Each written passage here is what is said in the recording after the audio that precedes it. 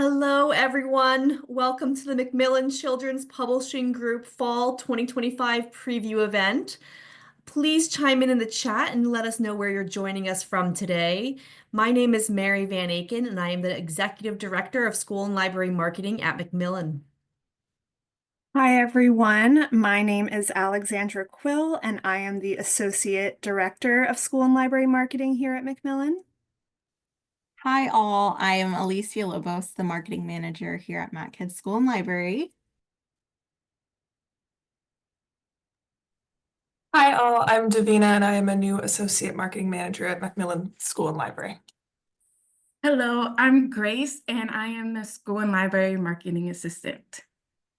And we are just delighted to give you an overview of our fall list of titles, including picture books, chapter books, middle grade, young adult, and even a few adult titles from our imprints at Macmillan Children's. Our imprints include Fywell and Friends for our Strauss Giroux books for young readers, Balzer and Bray, Henry Holt books for young readers, First Second, Roaring Brick Press, Neon Squid, and Odd Dot. We'll kick things off with a keynote address from a debut middle grade author, María Dolores Águila, introducing A Sea of Lemon Trees. We are also so excited to welcome Newbery Medalist and bestselling author Rebecca Stead. She'll be in conversation about The Experiment, a fast-paced coming-of-age novel that asks universal questions about how we figure out who we want to be and whether it's ever too late to change. A few housekeeping notes before we begin. In the chat, you'll see a link to a full list of titles we're discussing today. This link was included in the reminder email you received from Zoom 1 hour ago. You can also download the title list by copying the URL on this screen into your web browser. If you have any trouble, please contact Booklist at webinars@booklistonline.com. In the digital review copy column for picture books and graphic novels in the title list, you can click through to read a digital review copy on issue. Please do not share these links as they are intended to be used for review purposes only. In the digital review copy column for middle grade and young adult titles, you'll find a link to request the book on NetGalley where available. As we only have 60 minutes to present, this is not our full list of titles. And if you are posting about this event on Blue Sky or any other platform, please use hashtag MacKidsPreview. If you have a question or need technical assistance during today's presentation, please use the Q&A box. Booklist offers closed captioning on all webinars. To enable or disable captions on your screen, please look for and click the live transcript icon on the toolbar. From there, you can select show or hide subtitles from the menu that appears. If you choose to enable subtitles, you can adjust the size of the captions at any time by selecting subtitle settings. Today's event will be recorded and the recording will be shared with you after the event. Finally, we expect all participants to maintain an atmosphere of respect and fairness, and anyone who violates the standard of behavior, including engaging in any form of harassment, may, at the discretion of the organizers, be immediately removed. Next slide, please. All right, let's kick things off. I'm thrilled, so excited to introduce María Dolores Águila, author of A Sea of Lemon Trees, the Corrido of Roberto Alvarez. I read this book earlier this year and was just floored by this heartfelt, uplifting middle grade debut novel in verse based on the true story of Roberto Alvarez and the Lemon Grove incident. Maria is a Chicana poet and author from San Diego. She's deeply inspired by Chicana history and art, and she seeks to write empowering and inclusive stories about everything she learns. And this book is just the perfect example of that. Maria, welcome. Over to you. Thank you. Thank you so much to MacKids and Booklist for having me. It's an honor to be here. Before Brown versus the Board of Education in 1954, before Mendez versus Westminster in 1946, there was Roberto Alvarez versus the Board of Trustees of the Lemon Grove School District in 1931. And then there was me in 1984. A typical millennial, by all accounts, someone born far outside the times of segregation. At least, that's what I thought. I didn't know it then, but I had been born into a legacy, one I couldn't yet see, but that I was already living in. We exist in the echoes of the past. The things that have been done cannot be undone, but we can grow from them. I've always loved learning, especially when it comes to Mexican American history. I learned so little of it during my school years that anything I discover quickly becomes an obsession. About 12 years ago, when I decided I wanted to be a published author, I made a promise to myself that I would focus on writing historical fiction featuring untold events from Chicano history. The process wasn't as neat as I'm making it seem, but I only have 10 minutes. As I mentioned, I learned very little about my people's history in school. All I had to hold on to were a few passages on Cesar Chavez and the Great Boycotts, which is great, but it wasn't enough. I wanted more. As an adult, there's nothing that makes me happier than a long afternoon with a microfiche researching Mexican American history of San Diego. It makes me feel like Indiana Jones, except I'm in the city library and no one is hunting me down. One of the first stories that grabbed my attention was the Lemon Grove incident of 1931. I was raised and still live less than 10 miles from Lemon Grove in National City in the southernmost part of San Diego County. When most people think of sunny San Diego, segregation probably isn't the first thing that comes to mind. But San Diego has been, and still is, deeply segregated. A study by UC Berkeley found that people of color continue to live in concentrated areas like Southeast San Diego, while northern and coastal parts of the city remain predominantly white. As a child, I understood this. I knew that I lived in a low-income neighborhood, but I thought I just lived where other poor people lived and that they just happened to be Mexican American. But there was something else to it, something that I couldn't articulate. In school, we learned about Jim Crow, Ruby Bridges, and the fight for civil rights.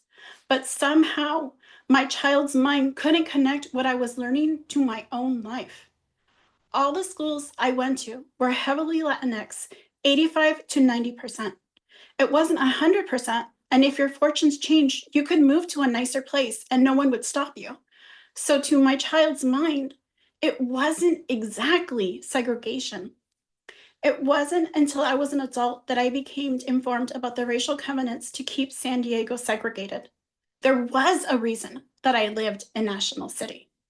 And when you tie in the fact that schools are paid for by property taxes, leading to underfunding, making upward mobility less accessible, you can see the cycle.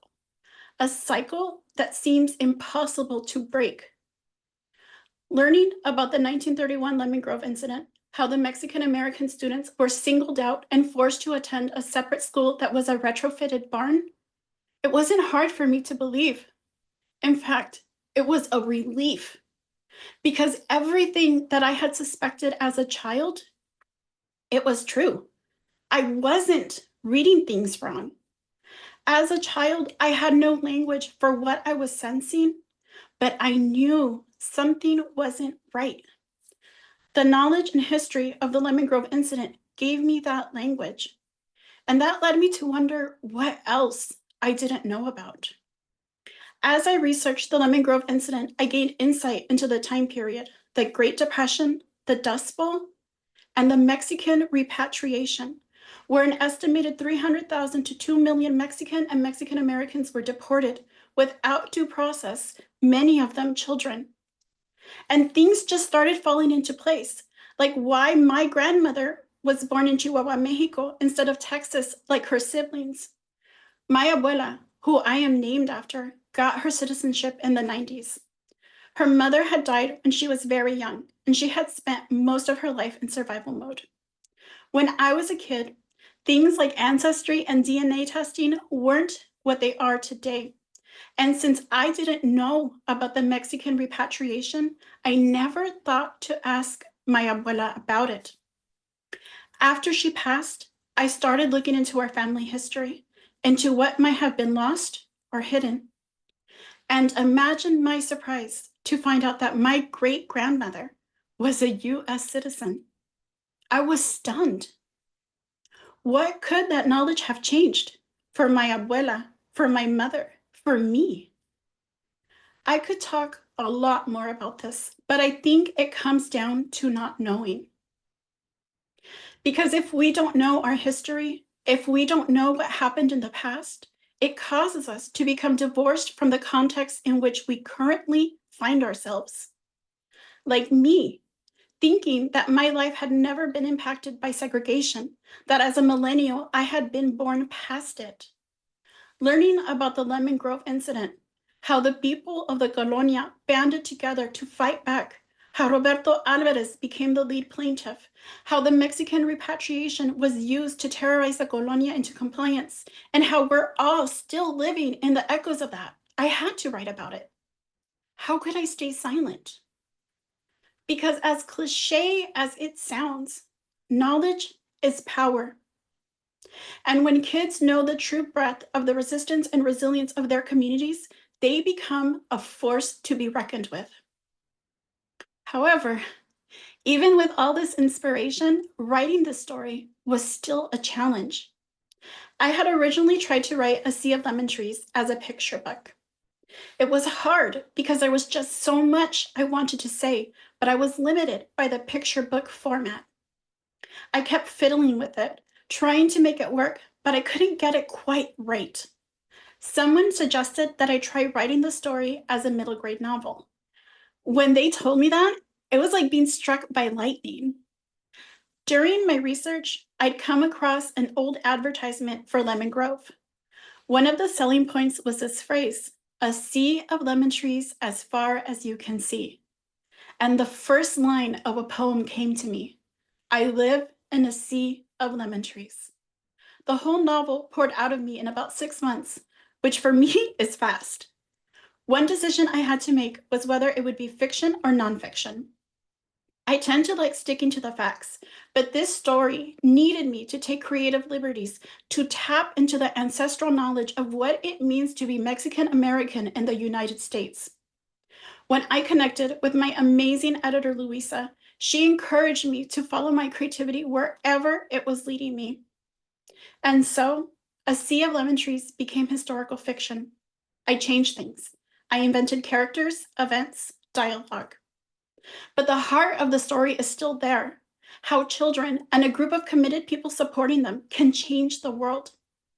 Earlier, I mentioned Brown versus the Board of Education and Mendez versus Westminster, not to take away from their importance, but to add context to the long, layered fight against school segregation. It was shaped in large part by the tireless work of Black activists, families, and legal scholars who built the foundation for so many of the rights we continue to defend today. I don't know how readers will receive this book yet, but what I do know is why I wrote it. I wrote it so kids like I once was have the language to speak on what's happening around them. So they can say, that's my family story. Or, my people have struggled and overcome injustice, and so can we. Writing into these gaps, these hidden moments, reclaiming our history for young readers, providing them with the social capital to launch their own movements has been one of the greatest privileges of my life. To speak to you, people who care about our future, who are guiding the next generation of readers, is everything. Things are hard, especially when you consider the forces trying to divide and diminish us through policy, through fear, through silence. But we will prevail because stories are magic. Stories can change the world. And we all have a story inside of us. Your story might be the one that changes everything. Because where injustice grows, resistance blooms. Today, we have an amazing lineup of incredible authors and illustrators blooming with beautiful stories. Stories they wrote to inspire, uplift, and entertain young readers and their families. I hope you're ready to hear them. I know I am. Thank you. Thank you, Maria. That was wonderful. I am so excited for you all to read this book. And we're going to jump into our buzz portion of this event now. So we'll go ahead and get started. Next slide. If you loved What Can a Mess Make, we've got another golden read from best-selling author illustrator B. Johnson in While We Wait. It's full of her signature, warm, cozy art highlighting more familial moments as one family goes through a day of errands. Next slide. Being a kid often means being impatient as your parents take you on their endless errands, but this story imagines a day full of quiet magic, simple pleasures, and make-believe. Next slide. While the kids are waiting for mom to be done with her to-do list, they're also spending quality time with her, exploring their town and making memories. Bee's rhyming text and detail in the art make this the perfect read aloud for little ones. Next slide. And They Walk On is a book about grief written for some of our youngest readers. Award-winning author of Fry Bread, Kevin Maillard, breathes life and love into this intimate picture book about loss, with illustrations from renowned best-selling artist Rafael López. Next slide. You can see some of his beautiful art here. Next slide. And I want to leave you with this video from Kevin. Next slide. I'm Kevin Maillard, and I'm the author of And They Walk On. After my mother died, I was very confused. Why wasn't she calling me? Why wasn't she giving me directions on how to do things? I went to her house, and her hairbrush was still there with hairs in it. Her shoes were on the floor. Her influence was still everywhere around me. When we think about death in Indigenous communities, it is thinking of it as an active way of transitioning from one life form to another. So her body might not be here. I'm still very confused about where that is, even though I know that she would be in a casket, but she is still all around me every single day. So it's not that she has disappeared, it is that she has changed form. I wrote this book because I want other people to think of that when they are dealing with the death of a parent, a grandparent, or even a pet. How can we think of those people as still with us and still affecting and influencing our own lives?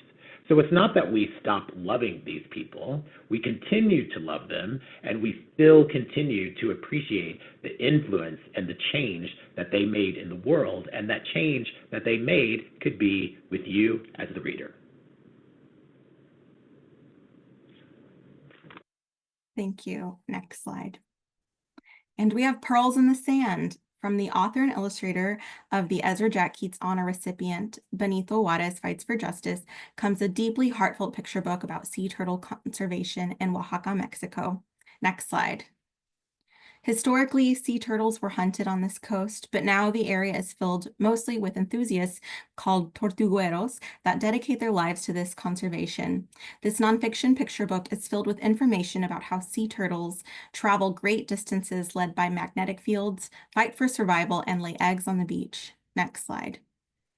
Following a grandfather who's teaching his granddaughter how to rescue sea turtles, you read about how the conservationists gather the eggs, take them to a hatchery, and keep a watchful eye over their conditions. This book also notes other scientific facts about the area while still spotlighting a story about a family who's doing their best to save sea turtles. Next slide. Oh, sorry, you can go back one. The back matter includes a glossary, the cycle of a sea turtle, an illustration of the Oaxacan coast, an author's note, and additional resources. There's so many resources in the back of this book. It is a great read. Okay, now next slide. And we have Hopeful Heroes. This gorgeous book is a companion to Bravo and celebrates a remarkable mix of artists, activists, athletes, and inspirers of every kind from all over Latin America. These individuals hail from a wide range of time periods, like Julio Garavito Armero, a Colombian astronomer from the 19th century, to Pelé, the beloved soccer player from Brazil who is revered today. Next slide. Each person is brought to life with a poem that introduces young readers to that individual's most salient accomplishments while providing historical context. Next slide. Multi-award-winning author Margarita Engel's poetry is paired with striking imagery from Latinitas illustrator Juliet Menendez, and detailed back matter provides even more information, making this an invaluable resource for classrooms. Next slide. Bitter Tea and Rock Candy. This beautiful picture book has so many wonderful things: a sweet grandparent-grandchild relationship, gorgeous artwork, and an always relatable and universally reliable kid-level story, this time about picky eaters. Next slide. Kids all over the world struggle with bitter foods and picky palates, and I think readers of all kinds will really relate to Mimi and Post story. This book offers a look into what is a very classic and specific example of kid food struggles in author Yan's Chinese community. Next slide. The author-illustrator Yan Gu is a debut creator who lives in Shanghai but spent her college years at RISD. Her art is so warm and evocative, and we really hope you enjoy this one. Next slide. A Snow Day for Amos McGee. This is an inviting and heartwarming wintry tale about friendship and playing in the snow from Caldecott medal-winning and New York Times bestselling duo Philip and Erin Stead, perfect for fans of the snowy nap and the mitten. Next slide. Amos McGee, the friendly zookeeper, loves spending time with his good friends no matter the season. When snow in the forecast never arrives, he decides to head home and hope it comes another day. Next slide. But when an overnight snow falls, what shall his lovable squad of animals do? Visit Amos and play in the snow, of course. This cozy classic tale of friendship and the anticipation of winter weather will be sure to delight readers of all ages. Philip and Erin Stead are the creators of picture book classics such as A Sick Day for Amos McGee Misses the Bus, Bear Has a Story to Tell, and many more. Next slide. The Daddy-Daughter Dance. This book is about a daddy and daughter boogieing around town before their favorite night of the year. Next slide. Mona and Daddy start the day off right with some dance tunes. Anticipation builds, but the big dance with plenty of sweet and silly moments, and Daddy's little reminders are perfect echoes throughout, even if his smooth moves have some bumps along the way. Next slide. They arrive at the dance only to discover it's been canceled, but then Mona remembers what Daddy always says, the groove is inside of us all. With a little ingenuity at the nearby park, we see other families and park dwellers joining in on the fun. This is definitely a celebration of not just family, but how communities can come together during life's unexpected twists and turns. Malcolm's joyful text and Janine's trademark colorful illustrations will make this a longtime favorite. Next slide. Okay, we have Andre Leon Talley, who was a legendary larger-than-life fashion editor given to extravagant capes and grand pronouncements, who shattered his industry's glass ceilings as the rare Black editor at the top of a field that was mostly white and notoriously elitist. Next slide. His incredible story begins in the Jim Crow South, where Andre was raised by his loving grandmother who taught him dignity and encouraged his fashion sense. The world was not an easy place for young Andre, but he found solace in the pages of books and magazines, which allowed him to escape into the glamorous world of literature, art, and fashion, and on his television, where he saw Jackie Kennedy giving a tour of the White House. Next slide. With his grandmother, he even walked his first runways, the aisles at church on Sunday mornings. Andre studied French and cultivated what would become his encyclopedic knowledge of fashion. He soon made his way to New York City, where he worked with Diana Vreeland and Andy Warhol before becoming a leading editor at the same magazines that inspired him as a child. Next slide. With stunning art from fashion illustrator Lamont O'Neill making his picture book debut, this beautiful book is a celebration of the creative genius and an icon of style, perfect for fashion lovers of all ages and for Black History and Pride Month celebrations. All this done by Carol Boston Weatherford and Rob Sanders, whose combined talents add up to something really special in this fabulously fashionable picture book biography, which will include back matter on Andre and the world of fashion. Next slide. And we have plenty more picture books to browse in our title list. We hope that you click through them in the grid. Next slide. Next slide. Next slide. Next slide. And now on to middle grade.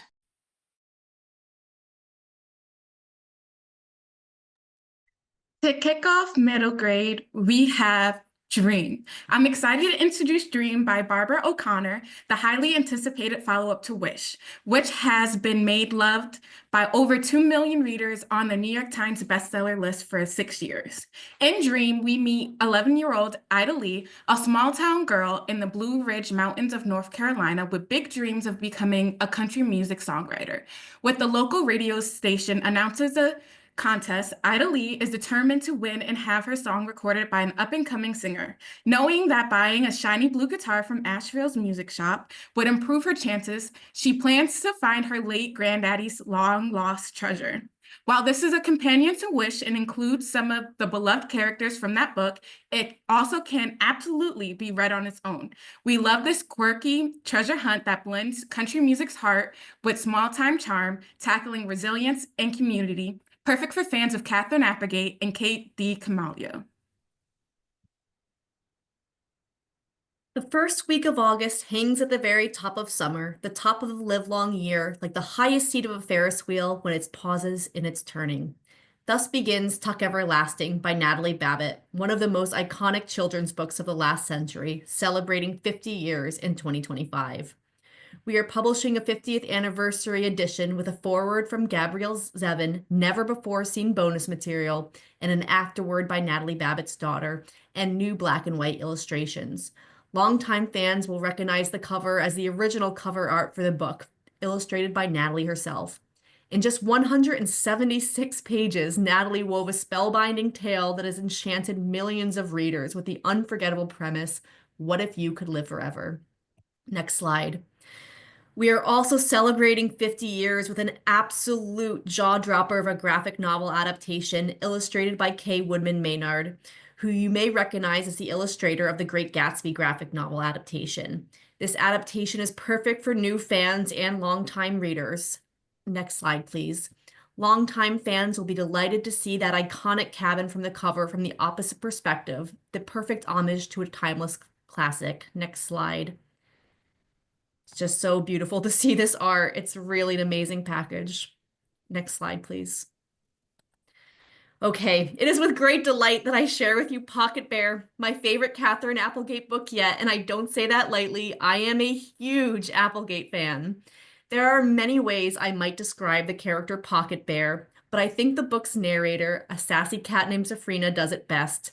He is a hero, not a big, important hero, but there are many kinds of heroes. Next slide.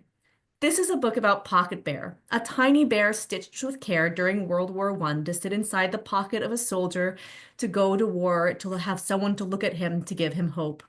This was a common practice at the time. Here are a few adorable examples. 100 years later, Pocket Bear now lives in a home with other secondhand toys, lovingly cared for by a young girl and her mother. Next slide. Here's the whole crew, illustrated by Charles Santoso in one of a collection of art pieces interspersed throughout the text. You can see the book's narrator, Safrina, here, and I'm sure it will come as no surprise to any fan of Catherine's to learn that once the humans go to bed, all of these wonderful animal characters come to life, ultimately hatching a plot to save one of their own from a greedy collector. There's really no easy way to sum up what makes this book so special. It's the unforgettable voice, the unshakable belief that it instills that second chances are for everyone, and the reminder that the most precious things in our life are right under our noses. We'll have an e-galley to share very soon, and we'll email all attendees with an opportunity to request this truly special next book from one of children's literature's modern icons. Next slide. And now I'm so excited to introduce our next special guest, the winner of the 2025 Coretta Scott King John Steptoe Award for New Talent, Craig Kofi Farmer, here to introduce his second novel, A Method for Magic and Misfortune. Hello there, so I'm Craig Kofi Farmer, and I'm so excited to talk to you about my second middle grade novel titled A Method for Magic and Misfortune. This book is about a young boy named Marcus who realizes that he has divination magic potential. And just when he's freaking out about what this means, his mentor and his hero and his favorite person in the world tells him, Marcus, I know what this is, and I'm also a master at it. And so Marcus is over the moon. He gets to be in the coolest class ever, with his favorite person ever. But as time goes on, Marcus starts to realize that maybe this training program is asking more of him than he should give. And so in a world where so many kids are asked to be more discerning than ever about what relationships to pour into, which relationships to trust, I hope that this book will teach kids to recognize which relationships are healthy and which ones are toxic. I'm so excited for you all to read. Thank you for all you do, and have a great rest of the week. Thanks to Craig. So next up, you'll likely recognize H.E. Edgman as the author of the 2025 Stonewall Honor title, The Flicker. We are publishing their sophomore middle grade title this fall, Defanged, and the premise is irresistible. What if vampires were real, and what if they revealed themselves to humans? In Defanged, this is exactly what happened in the not-so-distant past, but after emerging from the shadows, they're met with a cure made by humans for their vampirism. Only our main character Lux is not so sure he wants this cure, and when the day arrives for him to get his first shot, he runs away, seeking the storied underground of Nox Urbis, a place where vampires can be vampires. On top of just being a riveting story, this book can also be read as an allegory for autism. H.E. shared that for the first time writing this book, they wrote it without applying the filter they usually do when writing characters to make them feel more neurotypical. Readers will be invited into Lux's rich internal monologue as he pieces together how to feel about being a vampire and how to feel about the fact that so many people are telling him who he is wrong. Defanged is the perfect example of an incredibly moving identity story wrapped up in an irresistible premise with a character that is so easy to root for. James Bird brings you his latest middle grade novel, Where the Breakfast Club Meets Hatchet. What connects a raccoon, a skunk, and a moose? Okan, the raccoon, is a 13-year-old whose mom works so hard he never sees her. Sarah, the skunk, has been teased relentlessly about her body odor ever since her mom died. And Marcus, the moose, is the bully, the rich kid who seems to have everything except his parents' love. Instead of attending detention, they embark on a wilderness quest inspired by a sighting of an elusive white wolf, believed to possess magical powers to help them overcome personal challenges and heal their hearts. This novel promises an adventure and heartwarming journey while addressing the urgent theme of environmental preservation, with the symbolic white wolf representing the many animals and ecosystems struggling to survive against human development. Wolf Club is perfect for fans of The Midnight Children and Beast. #1 New York Times bestselling author Dan Gemeinhart brings you his newest heartfelt, hilarious middle grade novel, Busted, full of friendship and adventure. Meet 12-year-old Oscar Aberdeen, an old soul who's lived his whole life with his grandfather at Sunny Days retirement home. While Oscar's skill in bridge, poker, and love for Sinatra make him seem out of place among peers, he wouldn't trade his life for anything, except now they're facing eviction due to rising rent. Enter Jimmy DeLuca, a shady elderly man with a reputation for being bad news, who makes Oscar an offer he can't refuse. He's got the drop on riches hidden away on the outside, and he'll share the loot with Oscar on one condition: he busts him out of Sunny Days. Join Oscar on this adventure of a lifetime to secure a future for him and his grandfather at Sunny Days.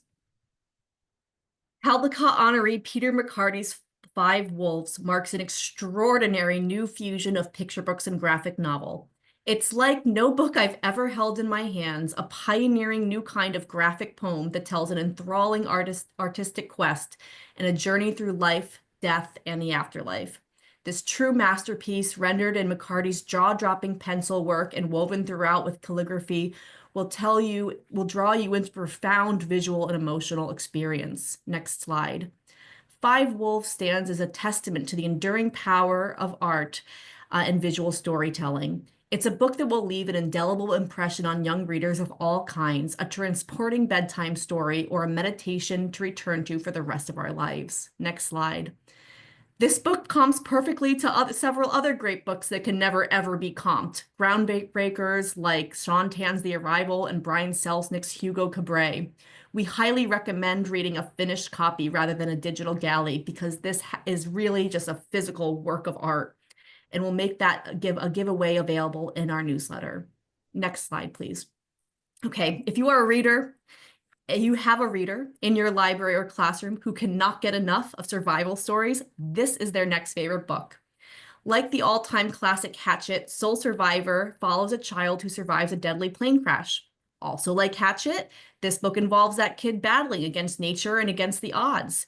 Also like Hatchet, the kid digs deep and finds a way out, and this features edge-of-your-seat adventure, pulse-poundingly exciting writing. But there's one really striking difference. Unlike Hatchet, Norman Olstead and Brendan Kiley's Soul Survivor is a story that is 100% true. Next slide. When Norman was just 11-year-old, he miraculously survived a plane crash that killed his father at 8,500 feet above sea level on the icy slopes of Ontario Peak in the San Gabriel Mountains of California in the midst of a blizzard in the dead of winter. It's the spirit of self-confidence instilled in him by his now deceased father that gave him the wherewithal to survive impossible conditions to make his way down this mountain. Next slide, please. You might recognize this outline because, Norm published this book for adults, Crazy for the Storm, a beloved bestseller. But this book is not a young reader's adaptation. It's a wholly original retelling of this astounding story, thoughtfully recalibrated together with the brilliant Brendan Kiely. We promise you this is a book you won't be able to put down once you've picked it up. In this exciting, fast-paced fantasy debut novel by Lily Dodd, we meet 12-year-old Ava, who stumbles upon the last Arimander egg, a creature long believed to be extinct after a decree by the Kingdom of Glaucus. Suddenly, Ava is the target of unwanted attention, including from the Thieves' Union, a mysterious organization with a rebellious streak and fingers in every pie in Port Town. The Union orders its youngest member, the orphan dairy delivery boy Dusty St. Ichabod, to steal the egg from Ava, which is far easier said than done. Ava and Dusty put aside their differences to confront dangerous crime syndicates and maneuver through elite boarding schools aiming to protect the precious Arimander egg, which the world's fate uncertain. They face the looming question of what will happen if the egg hatches. Chock full of heroic hijinks, battle-forged friendships, and sharp humor, The Last Ember is the first installment in the action-packed fantasy adventure about a powerful creature, those who seek to exploit it, and those who are willing to protect it at all costs. Perfect for fans of green, wild, impossible creatures and the school for good and evil. Okay, now we have a very special interlude. Give me a moment. Okay, finally closing out our middle grade buzz, we have a very special guest. When I found out last year that we'd have the opportunity to publish two-time Newbery honoree Jasmine Warga's next book, I couldn't believe our luck, truly.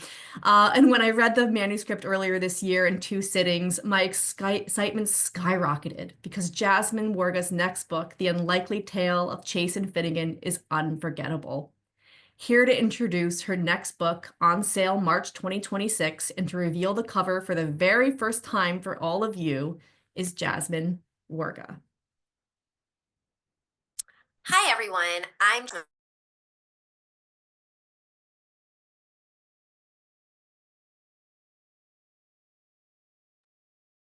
Mary, we lost the sound. Can you turn your sound on? a rescue dog named Finnegan.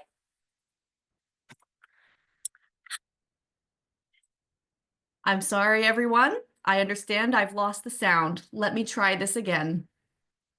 Of course, technology. Let's try this.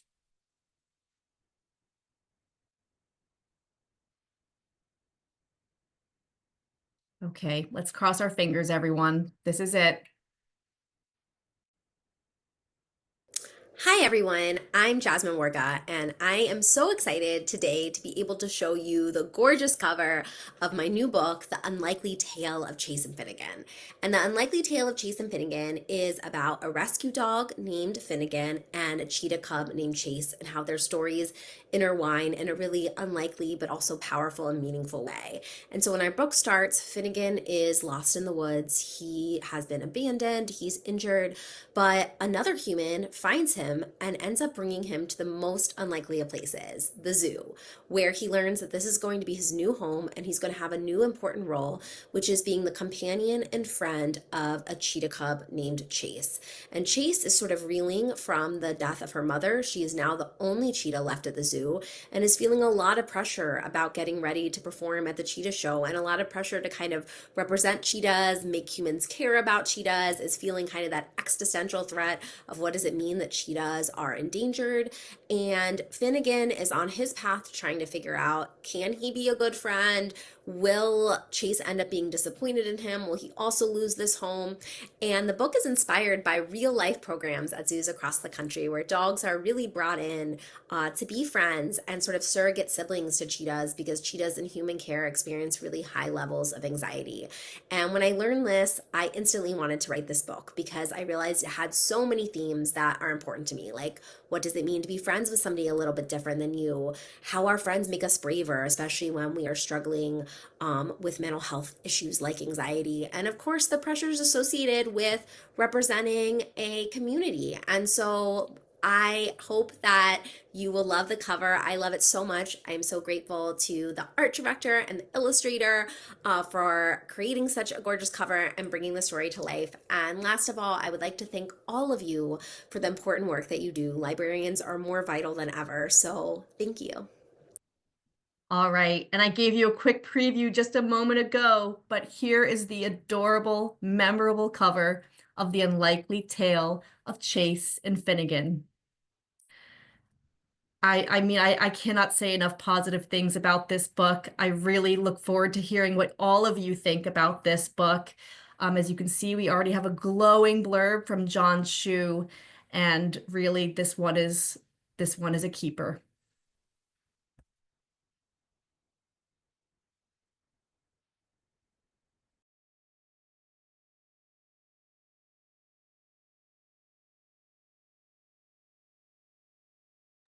Finally, you'll see we have continuing series coming out this fall. Next slide, please. So many great books to browse at our title list, so please make sure you use that grid as you build your orders. Next slide, please. And even more books available on NetGalley and nonfiction, fiction, books for every reader. Next slide. Next slide, and now into young adults. Kicking off our YA list, next slide, with Sisters in the Wind, the latest YA novel from instant New York Times bestselling and award-winning author Angeline Boulley. Angeline brings us back to Sugar Island for another edge-of-your-seat thriller that introduces and reintroduces beloved characters and sheds light on issues facing Indigenous people today. This is a daring new mystery that offers a nuanced exploration of the dark side of the Indian Child Welfare Act through the eyes of Lucy Smith, a foster teen claiming her heritage on her own terms. Lucy was raised by her birth father, who never talked about her Ojibwe heritage, and ever since Lucy's father died 5 years ago, Lucy has been in foster care. Life in the system has taught her to be cautious and smart. Even when she is ultimately told the truth about her identity, she is Ojibwe, she has a grandmother, she has, well, had a sister. Lucy isn't sure who she can trust because Lucy is being followed. An explosive story about seeking vindication from a past that won't let you go, Sisters in the Wind is an unputdownable read for longtime Angeline fans and new readers alike. Next slide, please. Next up, we have a special video from National Book Award finalist Deborah Heiligman, author of Loudmouth. Here's Deborah to tell you more. Next slide, please. I've always wanted to be a badass, a troublemaker, a loudmouth, but I've been cursed with good girl syndrome. So I decided to write about the baddest badass I could think of, and that's Emma Goldman. Emma Goldman came to America in 1885 at 16, and she loved this country, she loved its ideals, but by the time she was 20, she was speaking out against the injustice she saw, the tyranny and prejudice, and she was fighting for workers' rights and women's rights and free speech and birth control and so much more. She was the great American loudmouth, really famous, giving speeches all over the country for 3 decades to tens of thousands of people, even though she kept getting arrested and thrown in jail over and over again. For the past 4.5 years, diving into my primary source research, I got to know Emma not just for the larger-than-life figure that she was, but also Emma the person. Emma was a great cook, and she loved to feed people. She was an idealist. She was a hard worker. She was a loyal friend. She was a devoted sister. She was an angry daughter. She was a passionate lover, and she was a jealous lover, even though she believed in free love. I'm going to tell you one more thing about Emma. She loved to read. She read so much. And so she carried a book with her wherever she went. You know why? In case she would get arrested. She didn't want to get stuck in jail with nothing good to read. I can't wait for you to meet my Emma. New York Times bestselling author Ngozi Ukazu returns with her first original graphic novel, a funny and heart-wrenching story about a Black scholarship student who mysteriously switches bodies with her crush, a popular white jock. Next slide, please. Chi-Chi just wanted to give Flip a private promposal video and figured she'd get rejected. But when Flip humiliates her in front of the entire school, the unexpected happens. The two of them switch bodies. Suddenly, Chi-Chi is 6'1" and cool, while Flip gets a crash course on Chi-Chi's life. That is K-pop and being a nerdy poor kid of color at a rich white private school. Next slide, please. Flip is Freaky Friday meets the other black girl and perfect for fans of heartwarming and grounded YA stories. Flip is a story about learning to love yourself despite what others may or may not feel for you, and the lesson that there is always something new to learn when literally walking in someone else's shoes. Next slide, please. Prince honoree and former librarian Lily Anderson has given us a new thrilling and chilling read with Showstopper. Perfect for young horror fans, Showstopper follows teenager Faye and her friends as their theater camp becomes a real-life horror show. Of course, murder and bloodshed aren't the only things on these teens' minds. Faye is finally ready to take center stage as her true Afro-Latina self and break out of her white passing roles. She's competing with her best friends for lead roles, and of course, there's the new Camp Cutie to worry about. Alongside slasher murders and jump scares, Showstopper lovingly looks at the world of theater and friendship. Perfect for fans of Scream and theater camp, it's filled with humor and heart and doesn't shy away from some of the trickier parts, the drama, the intrigue of being a theater kid. Next slide, please. For fans of You've Reached Sam and If I Stay comes a hauntingly beautiful, ultimately hopeful novel in verse about a girl in between life and death by National Book Award finalist Amber McBride. The living room is the place between life and death, a place to stop, rest, and prepare for the journey ahead. Living rooms are run by keepers who help people in and onward. Gospel is a keeper. She doesn't remember how she was made in charge of her living room, but she carries out her task of keeping people until they're ready to go. What Gospel doesn't realize, however, is that she is also in that space between life and death. In the kind of twistiness that Amber McBride does so well, this story takes place over the span of just 4 minutes, as Gospel and her girlfriend are being triaged in an emergency room after a horrible accident. Amber infuses this novel in verse with an almost musical cadence. Readers will lose themselves in the storytelling and imagery. The living room explores connection, memory, and hope in ways that are poignant and simply unforgettable. Next slide, please. Next up, we have I've Got My Love to Keep Me Warm, a dual POV romance full of Black queer joy from Schneider Family Book Award winner and Stonewall honoree Mariama J. Lockington. Lyric, a former foster kid and current makeup influencer, needs Juniper's help. Lyric needs money for cosmetology school. Juniper needs money for a gap year that she hasn't quite told her moms about yet. And if they pose as girlfriends on Lyric's social media, they'll split the sponsorship money. What could go wrong? This book is obviously a holiday romance, but it takes a more nuanced approach to the genre. Juniper is dealing with her mom's rocky relationship, and Lyric's holidays were spent in and out of foster care. While these are hard topics, the book is unabashedly joyful, and with one POV written in prose and the other in verse, Mariama's award-winning range of writing skills is on full display. Readers will love seeing their favorite tropes played out in this sweet winter romance. Next slide. From New York Times bestselling author George M. Johnson and Stonewall honoree Leah Johnson comes a fresh and fun romance that's perfect for fans of Heartstopper. There's Always Next Year follows cousins Andy and Dominique who race to fix their love lives and save their family's failing hardware store before New Year's Day is over. This Hallmark-esque story from a powerhouse author duo feels completely original, yet delightfully familiar. Favorite tropes like friends to lovers, unrequited love, and second chance romance abound as our characters endure a snowy 24 hours of hijinks that culminates at the small-town tradition called the Festival of Lights. There's Always Next Year is a dual POV double love story featuring two queer Black couples about what it means to nearly blow your life up and race to put it back together before time runs out. And if they fail, well, there's always next year. Next slide. And don't miss our continuing series titles like new books from Hafsa Faisal and Axie O. Next slide. And of course, even more titles on NetGalley. Next slide. Next slide. Next slide. And now I'll pass it to Elise for our adult titles. Thank you, Davina. In adult, I have a couple things to note. Next slide. Lucas Wars is an award-winning graphic novel that's taken France by storm, and it's the true story of the making of the original Star Wars, so we can't wait to have it here. It's filled with a kind of vivid, expressive artwork that leaps off the page while beautifully capturing the likeness of everyone from Carrie Fisher to Spielberg, Coppola, Alec Guinness, and many others. Next slide. It's also packed with juicy behind-the-scenes goodies from the making of one of pop culture's greatest franchises ever. Next slide. And exciting news for adult fans of Leigh Bardugo. Since their initial publications almost 10 years ago, superstar Leigh Bardugo's Six of Crows and its sequel, Crooked Kingdom, brought legions of fans to Leigh's established Grishaverse series, and the Netflix's hit show, Shadow and Bone, garnered new heights of adoration. Now, a decade later, we're re-releasing Six of Crows and Crooked Kingdom in special luxe hardcover packages, complete with brand new jackets, stained edges, and exclusive bonus content, including letters between Kaz and Inej, all suited for an adult audience. Next slide. And we've got more adult titles on our list, so please click through to NetGalley to explore more. But that is it for adult. I'm going to pass things over to Alex for our final in conversation.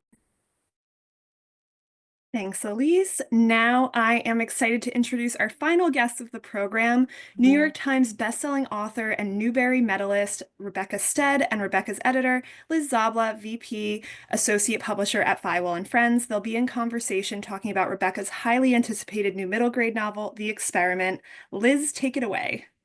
Thanks, Alex, and good afternoon, everyone.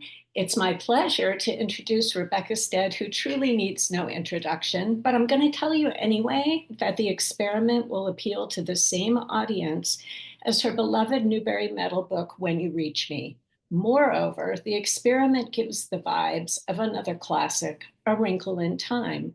It's the same kind of classic in the making story of family, friendship, and cosmic identity. Hi, Rebecca. Hi, Liz. Hi. It's great to be here. And I just have to say, I'm completely blown away by everything we've heard up till now. I wish I just had a big stack on my desk of all the books that we just heard about. I know it's a good TBR. Yeah, I never get our moment, right? It's amazing. Yeah. Okay, so I have to start this by addressing the question everyone who sees the cover of The Experiment is asking, is that a tail on your protagonist? And when you told me that the main character, Nathan, would grow not only a tail, but a tail with a personality, I could not imagine how you'd work that detail into the story. But I bet I won't be the only reader to fall very hard for Nathan's tail, whose name is Tuck. Tuck is simply unforgettable. So tell us how in the world you came up with this idea. So a long time ago, I wrote a short story about Nathan, a boy growing a tail. And it was kind of a wild ride, and in my mind, like not fully baked. And so it was a story that I turned over and over in my mind for 10 years, maybe.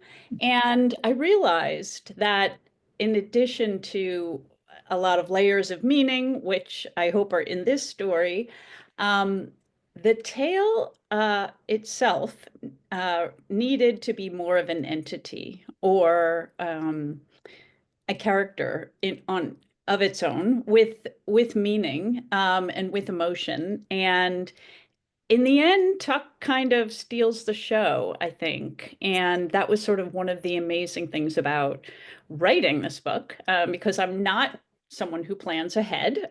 So I don't know every single thing when I start writing chapter one. So for me, this was sort of a journey of discovery and, some delight also, as I got to know Tuck myself. Well, I was thinking about this conversation and talking to librarians, and I'm going to be so interested to hear as people start reading The Experiment, who their favorite character is. I think I know who mine is. Yeah. I think it's Tuck. Really? I think it's Tuck. I think that I'm just having like Tuck flashbacks. That is really great to hear.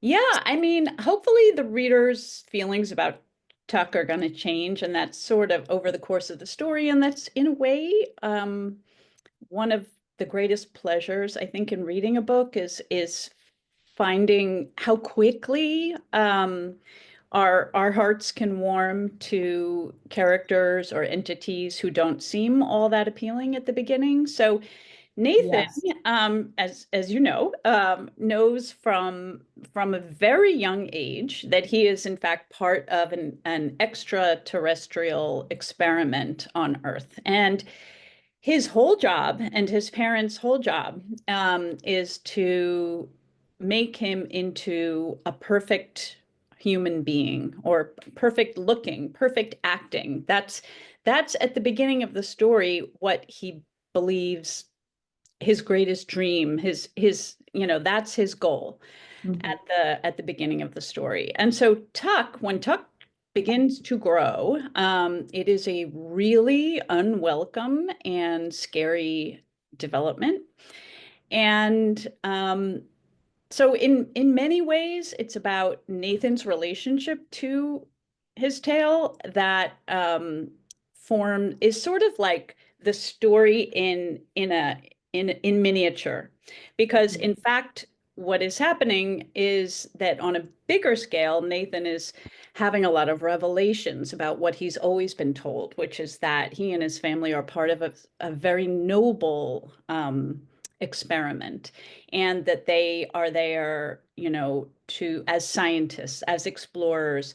And then there is reason to question so much of that. And so it's also a story about questioning the story that you have always been told about yourself, by other people and also by yourself.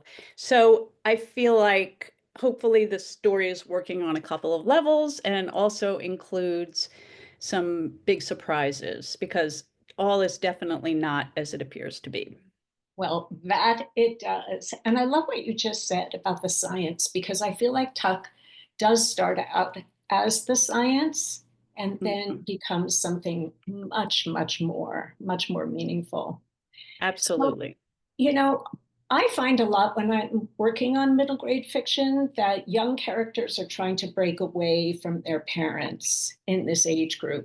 But in the experiment, Nathan's parents play a significant role in his life, and their unconventional approach to parenting adds a really unique layer to the story. So can you talk a little bit about the inspiration behind Nathan's parents and the extent to which you decided to include them?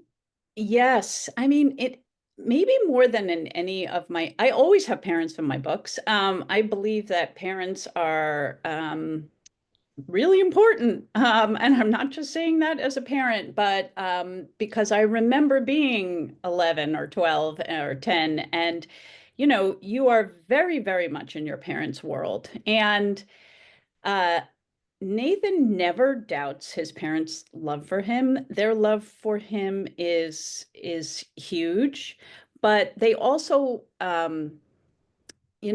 have very specific goals for him. And so it was important to really flesh out what this relationship was going to be all about, because as he questions his own goals about what he really wants, or whether he wants to find out more about who he is, he's also questioning his parents' goals. And they are not really encouraging him to do that. And so for me, this is also really an exploration of finding your own place in terms of your beliefs about yourself without separating from the love of your parents. In other words, there is distance that that grows between them, but it's always in this framework of love. Their family is basically unshakable, and when push comes to shove, his parents have his back and he has theirs. But it's complicated and like life. And so that was something that I really ended up putting a lot into, and it's something that I really haven't written about before. And so I found it to be a really rich source of material and questions. That is so interesting. It is very rich, but the way you have handled it is so delicate. It feels so real, because there is that back and forth, the wanting to separate, the wanting to stay close, and also the bond. They don't they not only have each other's backs, but they're bonded by an incredible secret and a mission that they feel they're all on, which is part of this experiment. Absolutely. So it's so masterfully handled. I think we're getting down to 1 minute. Okay, here's the bonus question, Rebecca. Okay. What do I'm you ready. hope? Okay, what do you hope that young readers take away from Nathan's journey of self-discovery? You know, I am like 95% on the side of a good reading experience. So what I really hope, and I'm not just saying this because, you know, we all struggle to read sometimes, like sometimes it just, you're not finding the books you want. So and then when you do, it just feels so amazing. And so I think my number one is that I want them to feel completely enthralled by the story. With this one, that was always front and center for me. But aside from that, I think that it's a story about courage and I hope that young people take away, you know, a feeling that it's okay to be yourself and stay confident that you're going to be loved. Yes.